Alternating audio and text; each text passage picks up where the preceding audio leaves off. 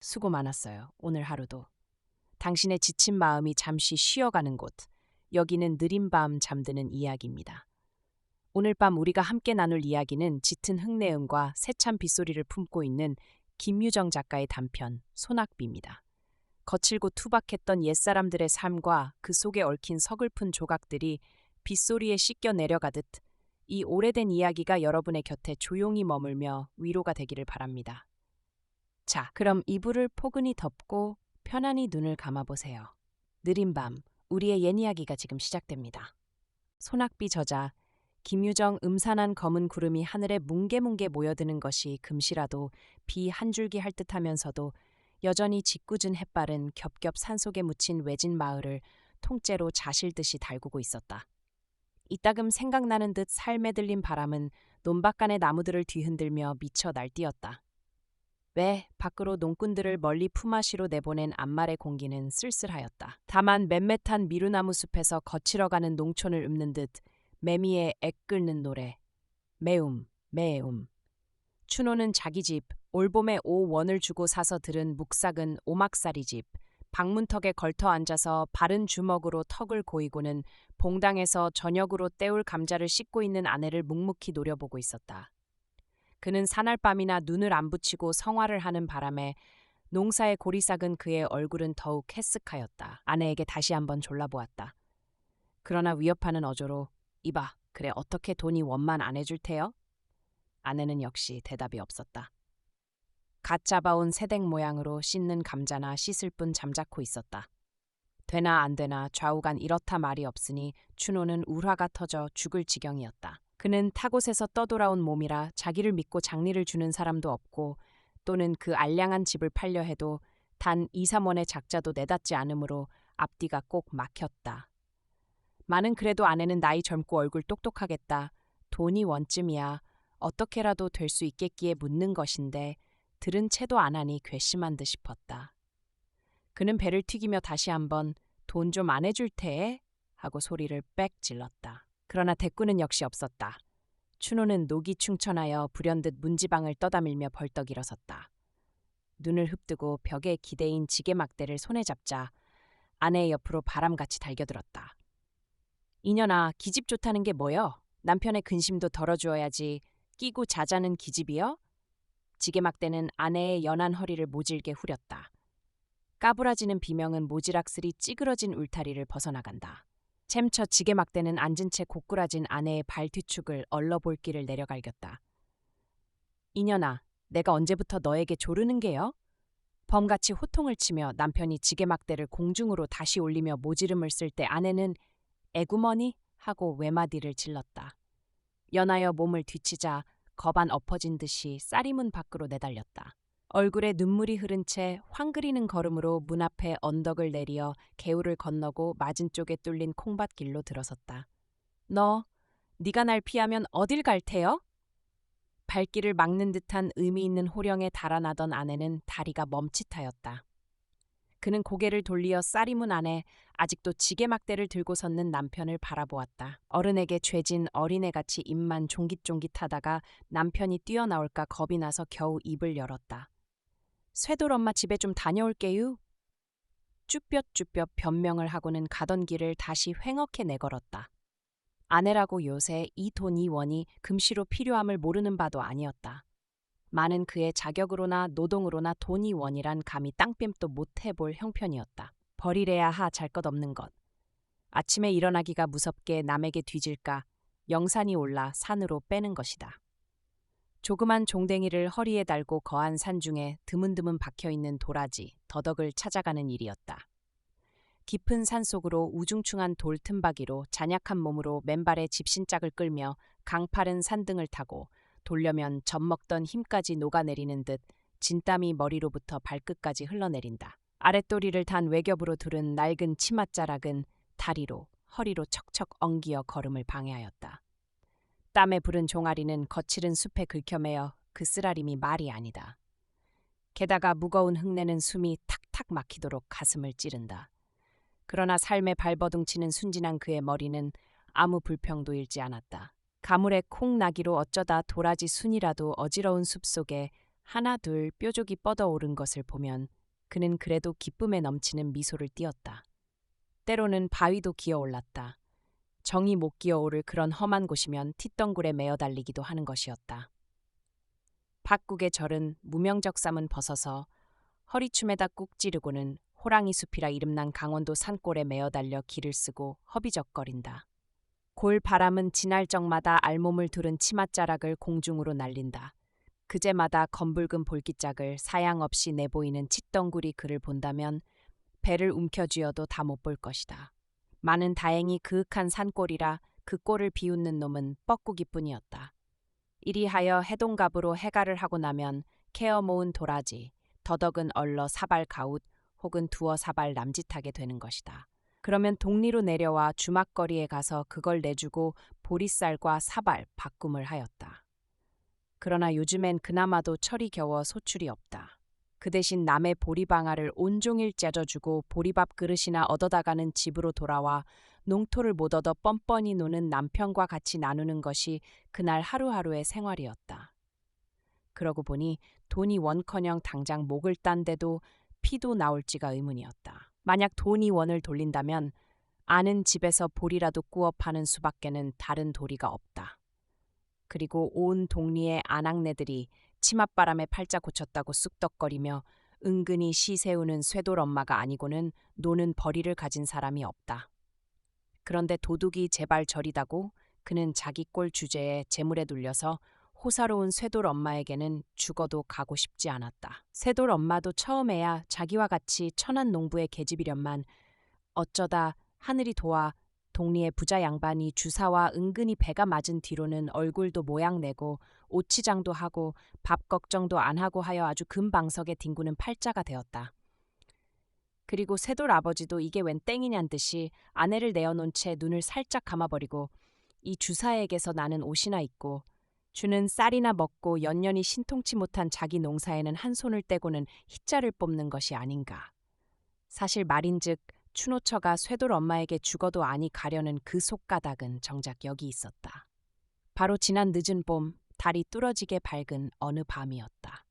추노가 보름 개추를 보러 산모퉁이로 나간 것이 이슥하여도 돌아오지 않으므로 집에서 기다리던 아내가 인젠 자고 오려나 생각하고는 막 드러누워 잠이 들려니까 웬 난데없는 황소 같은 놈이 뛰어들었다. 허둥지둥 추노처를 마구 깔다가 놀라서 으악 소리를 치는 바람에 그냥 달아난 일이 있었다. 어수룩한 시골 일이라 별반 풍설도 아니 나고 쓱싹 되었으나 며칠이 지난 뒤에야 그것이 동리의 부자이 주사의 소행임을 비로소 눈치채었다. 그런 까닭으로 해서 추노처는 쇠돌 엄마와 직접 관계는 없단데도 그를 대하면 공연스리 얼굴이 뜨뜻하여지고 몹시 어색하였다. 죄나 진 듯이. 그리고 더욱이 쇠돌 엄마가 세댁 나는 속옷이 세 개구 버선이 내 버리구 행하며 아주 좋다고 핸들대는 그 꼴을 보면 혹시 자기에게 한 점을 두고서 비양거리는 거나 아닌가 하는 옥생각으로 무안해서 고개도 못 들었다. 한편으로는 자기도 좀만 잘했더면 지금쯤은 쇠돌 엄마처럼 호강을 할 수 있었을 그런 갸륵한 기회를 깝살려버린 자기 행동에 대한 후회와 애탄으로 말미암아 마음을 괴롭히는 그 쓰라림도 적지 않았다. 그러나 아무러한 욕을 보더라도 나날이 심해가는 남편의 무지한 매보다는 그래도 좀 헐할 게다. 오늘은 한맘 먹고 쇠돌 엄마를 찾아가려는 것이었다. 추노처는 이번 걸음이 헛발이나 안 칠까 일념으로 심화를 하며 수양버들이 쭉 느려박힌 논두렁길로 들어섰다. 그는 시골 아낙네로는 용모가 매우 반반하였다. 좀 야윈 듯한 몸매는 호리호리한 것이 소위 동리의 문자대로 왜있게나 하얌직한 얼굴이었으되 추리한 의복이며 퀴퀴한 냄새는 거지를 볼찌른다. 그는 왼손 바른손으로 격금내기로 치맛귀를 여며가며 속살이 뼈질까 조심조심히 걸었다. 감사 나온 구름송이가 하늘 신폭을 휘덮고는 차츰차츰 지면으로 쳐져 내리더니 그의 삼봉우리에 엉기어 살풍경이 되고 만다. 먼데서 개 짖는 소리가 앞뒷산을 한적하게 울린다. 빗방울은 하나 둘 떨어지기 시작하더니 차차 굵어지며 덕이로 퍼부어 내린다. 추노처는 길가에 늘어진 밤나무 밑으로 뛰어들어가 비를 꺼니며 쇠돌 엄마 집을 멀리 바라보았다. 북쪽 산기진 높직한 울타리로 뺑 돌려 두르고 앉았는 오묵하고 맵시 있는 집이 그 집이었다. 그런데 쌀이문이 꼭 닫힌 걸 보면 아마 쇠돌 엄마가 농군청에 저녁 재누리를 나르러 가서 아직 돌아오지 않은 모양이었다. 그는 쇠돌 엄마 오기를 지켜보며 오두커니 서서 기다리고 있었다. 나뭇잎에서 빗방울은 뚝뚝 떨어지며 그의 뺨을 흘러 젖가슴으로 스며든다. 바람은 지날 적마다 냉기와 함께 굵은 빗발을 몸에 들여친다. 비에 쪼로록 젖은 치마가 몸에 찰싹 감기어 허리로, 궁둥이로, 다리로 살의 윤곽이 그대로 비쳐올랐다. 무던히 기다렸으나 쇠돌 엄마는 오지 않았다. 하도 진력이 나서 하품을 하여가며 정신없이 서 있느라니 왼편 언덕에서 사람 오는 발자취 소리가 들린다. 그는 고개를 돌려보았다. 그러나 날쌔게 나무 틈으로 몸을 숨겼다.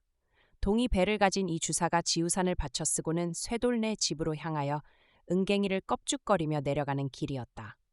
비록 키는 작달막하나 숫 좋은 수염이든지 온 동리를 털어야 단 하나뿐인 탕건이든지 썩 풍채 좋은 50 전후의 양반이다. 그는 쌀이문 앞으로 가더니 자기 집처럼 거침없이 문을 떠다 밀고는 속으로 버젓이 들어가 버린다. 이것을 보니 춘호처는 다시금 속이 편치 않았다. 자기는 개돼지같이 무시로 매만 맞고 돌아치는 천덕꾼이다. 안팎으로 겹기염을 받으며 간들대는 쇠돌 엄마와 사람된 치수가 두드러지게 다름을 그는 알 수 있었다. 쇠돌 엄마의 호강을 너무나 부럽게 우러러보는 반동으로 자기도 잘했더면 하는 턱없는 희망과 후회가 전보다 몇 갑절 쓰린 맛으로 그의 가슴을 찌푸뜨렸다. 쇠돌네 집을 하염없이 건너다 보다가 어느덧 저도 모르게 긴 한숨이 굴러내린다. 언덕에서 쓸려내리는 사툤물이 발등까지 개흙으로 덮으며 소리쳐 흐른다. 빗물에 폭 젖은 몸뚱아리는 점점 떨리기 시작한다. 그는 가벼웁게 몸서리를 쳤다. 그리고 당황한 시선으로 사방을 경계하여 보았다. 아무도 보이지는 않았다. 다시 시선을 돌리어 그 집을 쏘아보며 속으로 궁리하여 보았다. 안에는 확실히 이 주사뿐일 게다. 그때까지 걸렸던 쌀이문이라든지 또는 울타리에 널은 빨래를 여태 안 걷어들이는 것을 보면 어떤 맹세를 두고라도 분명히 이 주사 외에 다른 사람은 하나도 없을 것이다. 그는 마음 놓고 비를 맞아가며 그 집으로 달려들었다. 봉당으로 선뜻 뛰어오르며 쇠돌 엄마 기슈하고 인기를 내보았다.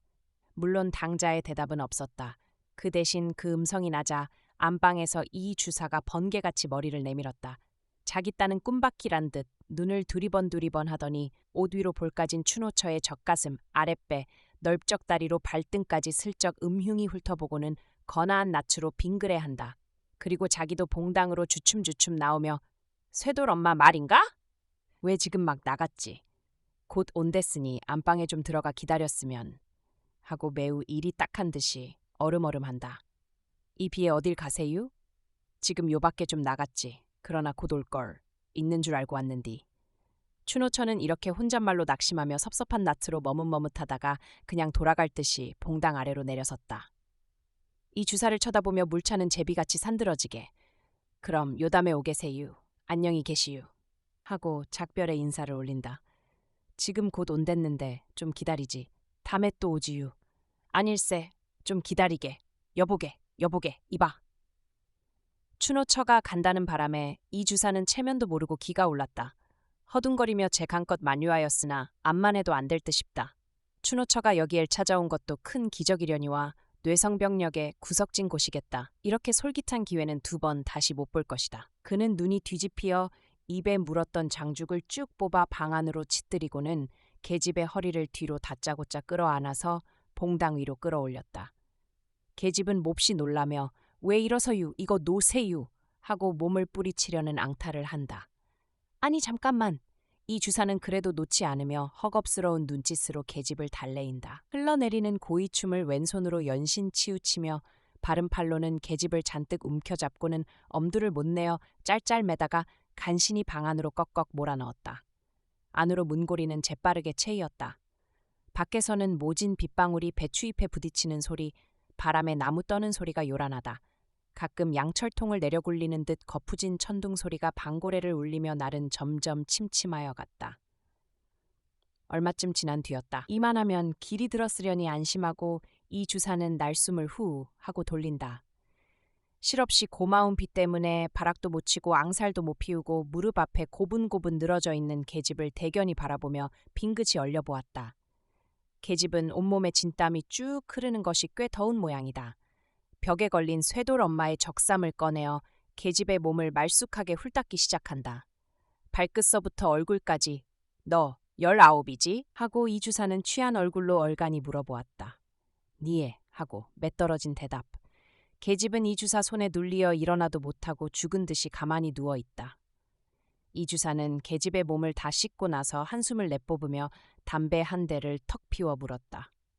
그래, 요새도 서방에게 주리경을 치느냐? 하고 묻다가 아무 대답도 없음에 원 그래서야 어떻게 산단 말이냐? 하루 이틀이 아니고 사람의 일이란 알 수 있는 거냐? 그러다 혹시 맞아 죽으면 정장 하나 해볼 곳 없는 거야. 허니 4명이 아까우면 덮어놓고 민적을 가르는 게 낫겠지. 하고 계집의 신변을 위하여 염려를 마지 않다가 번뜩 한 가지 궁금한 것이 있었다. 너 참 아이 낳았다 죽었다구나? 니에 어디 난 듯이나 싶으냐? 계집은 얼굴이 홍당무가 되어지며 아무 말 못하고 고개를 외면하였다. 이 주사도 그까짓것 더 묻지 않았다. 그런데 웬 녀석의 냄새인지 무생채 썩는 듯한 시크무레한 악취가 불시로 코청을 찌르니 눈살을 찌푸리지 않을 수 없다. 처음에야 그런 줄은 소통 몰랐더니 알고 보니까 비위가 조이 역하였다. 그는 빨고 있는 담배통으로 계집의 배꼽깨를 똑똑히 가리키며 얘 이 살에 때꼽 좀 봐라. 그래 물이 흔한데 이것 좀 못 씻는단 말이냐? 하고 모처럼의 기분을 상한 것이 앵하단 듯이 꺼림한 기색으로 혀를 채웠다. 하지만 계집이 참다 이내 무안에 못 이기어 일어나 치마를 입으려 하니 그는 역정을 벌컥 내었다. 옷을 빼앗아 구석으로 동댕이를 치고는 다시 그 자리에 끌어앉혔다. 그리고 자기 딸이나 책하듯이 아주 대범하게 꾸짖었다. 왜 그리 계집이 달망대니 좀 듬직치가 못하고.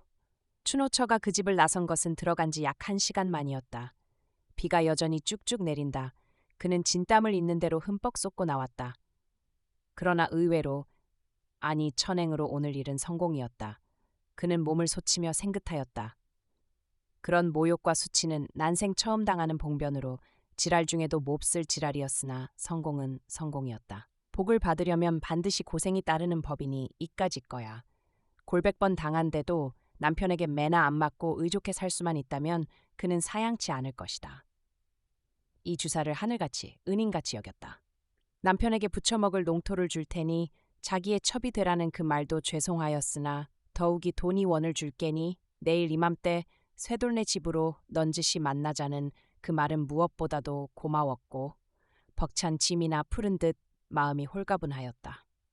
다만 애키는 것은 자기의 행실이 만약 남편에게 발각되는 나절에는 대매에 맞아 죽을 것이다. 그는 일변 기뻐하며 일변 애를 태우며 자기 집을 향하여 세차게 쏟아지는 빗속을 가분가분 내려달렸다. 춘호는 아직도 분이 못 풀리어 뿌르퉁하니 홀로 앉았다. 그는 자기의 고향인 인제를 등진 지 벌써 3년이 되었다.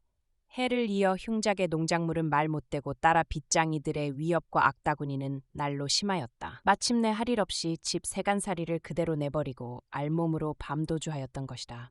살기 좋은 곳을 찾는다고 나이 어린 아내의 손목을 끌고 이 산 저 산을 넘어 표랑하였다. 그러나 우정 찾아 들은 곳이 고작 이 마을이나 산속은 역시 일반이다.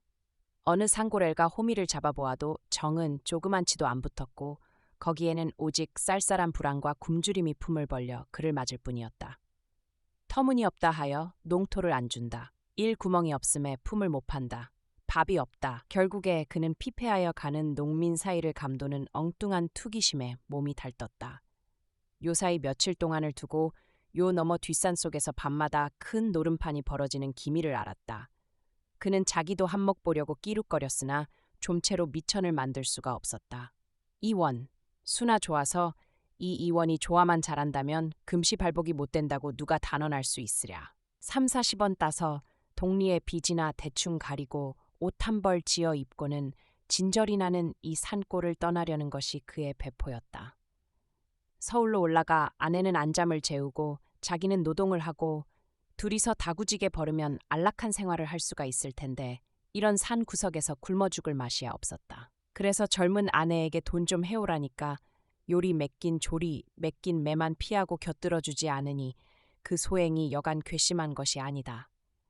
아내가 물에 빠진 생쥐꼴을 하고 집으로 달려들자 미처 입도 벌리기 전에 남편은 이를 악물고 주먹뺨을 냅다 붙인다. 너 이년 매만 살살 피하고 어디가 자빠졌다 왔니? 볼치 한 대를 얻어맞고 아내는 오기가 걸리어 벙벙하였다. 그래도 직성이 못 풀리어 남편이 다시 매를 손에 잡으려 하니 아내는 질겁을 하여 살려달라고 두 손으로 빌며 개신개신 입을 열었다. 낼 돼유, 낼 돈, 낼 돼유 하며 돈이 변통됨을 삼가 아뢰는 그의 음성은 절반이 울음이었다. 남편이 반신반의하여 눈을 찌긋하다가 낼? 하고 목청을 돋았다. 네, 낼 된다유. 꼭 돼요? 네, 낼 된다유. 남편은 시골 물정에 능통하니 많지 난데없는 돈이 원이 어디서 어떻게 되는 것까지는 추궁해 물으려 하지 않았다. 그는 저으기 안심한 얼굴로 방문턱에 걸터 앉으며 담뱃대에 불을 그었다.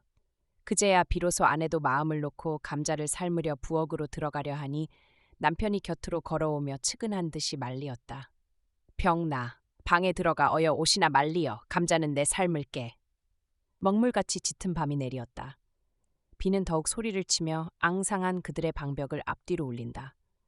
천정에서 비는 새이지 않으나 집 지은 지가 오래되어 고래가 물러 앉다시피 된 방이라 도배를 못한 방바닥에는 물이 스며들어 귀죽죽하다. 거기다 거적 두 입만 덩그렇게 깔아놓은 것이 그들의 침소였다. 석유불은 없어 캄캄한 바로 지옥이다. 벼루기는 사방에서 마냥 스물거린다.